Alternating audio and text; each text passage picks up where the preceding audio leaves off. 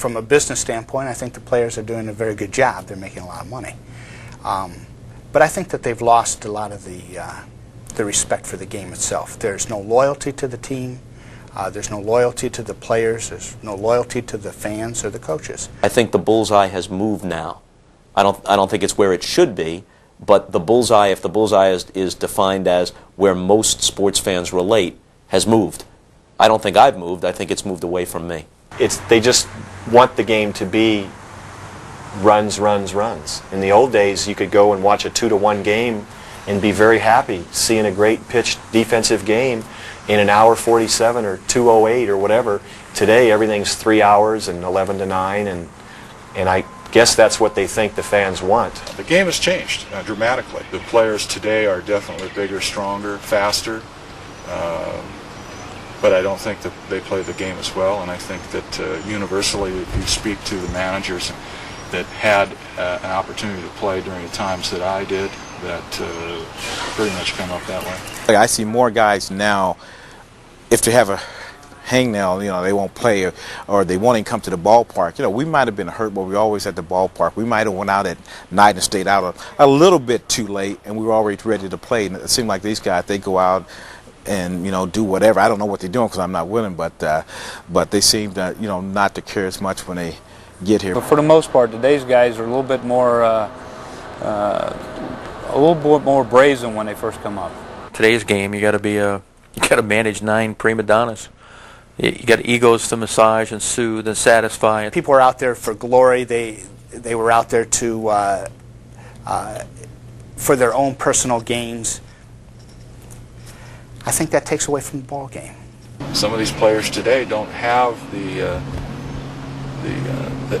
history. They don't understand the tradition. They don't understand who the players were. So it makes it tough for those coaches to actually teach and coach at that level.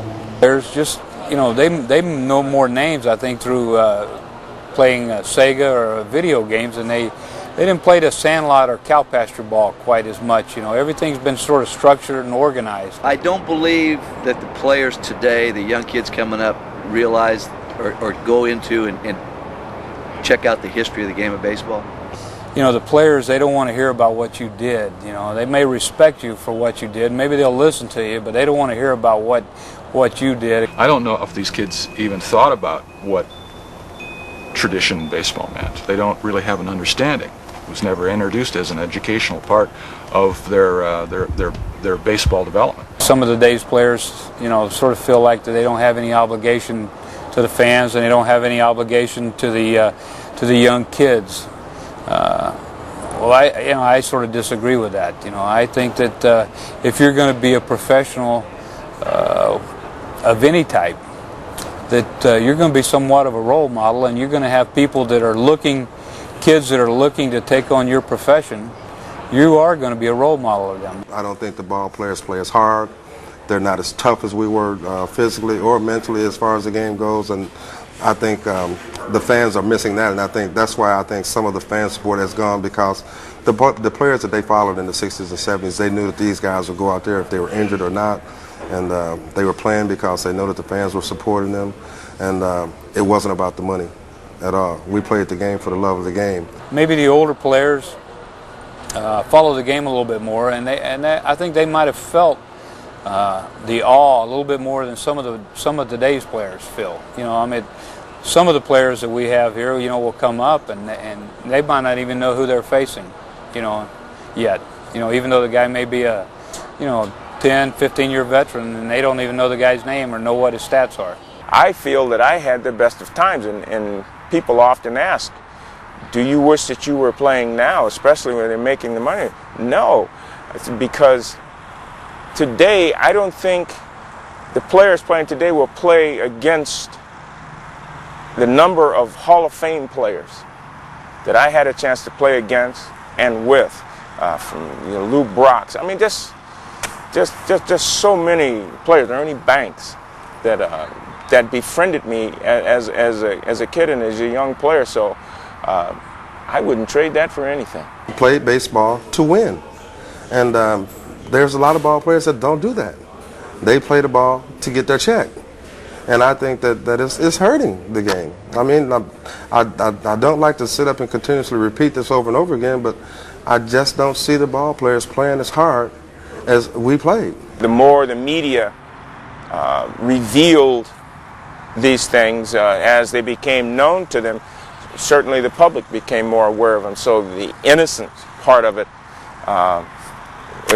was gone, and then it's gone forever in that sense, as far as I'm concerned, because nowadays kids don't necessarily know the name of a player. They not only put the name there, they put a dollar sign in front of him. Well, he's a $5 million player. He's a $10 million player. He's a $3 million player. And then you get the name. They may have it tough, right? They do play a long season and such, but they make millions of dollars. I'll go out and dig ditches in 400-degree heat all day for the money they make, and I won't complain about it. So I'm not trying to knock the game, but there is a crassness that surrounds all sports now. And there's something about sports in general, baseball in particular, that makes it harder to feel fondness. And fondness can't be measured simply by turnstile count or by total revenues. Attendance is higher now than it was when you and I were growing up. Teams that have just average attendance now draw more than the average pennant winner did when I was a kid. Revenues are higher. People are interested. But how do you measure the emotional connection, that feeling of fondness? To some people that doesn't make any sense. It just sounds like corniness or nostalgia. But there's truth in it, that people were connected to the game in a way that I think they're not anymore. I think that now it's just, for most people, another sports entertainment choice, and in many cases it's marketed very shrewdly, and they're doing well. But I think that the bond is not the same.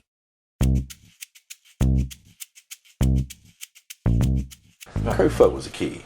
Kurt Flood never got his due because he started or opened the doors for free agency. Kurt Flood's in there too.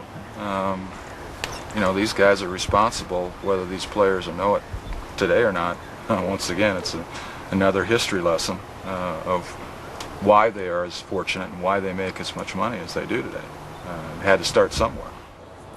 Here was a guy that probably the average ball player today wouldn't have any idea who he is, and he was a guy that really was the first one to really fight the reserve clause and really got other guys thinking about fighting it, and really opened up free agency and really opened up the money as far as baseball today as we know it.